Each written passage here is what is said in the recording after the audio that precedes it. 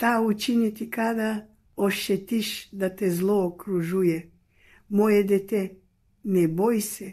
Постои една молитва попут щита, коя те щити от сваког зла. Прочитай я и усети како страх и тескоба полако не стаю.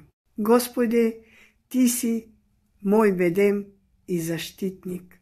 Ставljam svoju nadu u Tebe i neću biti posramljen. Ti vidiš moju patiju, moj strah i moje suze, kada moja ruka ne može više da podnese, budi moja snaga, kada tama obavije moje srce, budi moje svjetlo. Kada neprijatelj plete spletke, budi moj štit i zaštita, pokrij me svojim krilima, očisti moje misli i daruj mir mojoj duši. Ukloni moj strah, očaj i svaku laž. Uništi sve okove koji tlače moj život i dopusti mi da budem slobodan u Hristu.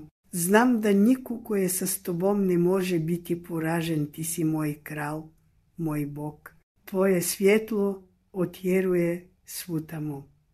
Zapamti, moje dijete, napiši amin. Gospod sluša svaku tvoju molitvu. Podijeli ove riječi sa svojim volenima. Neka Bog blagoslovi i njihove živote.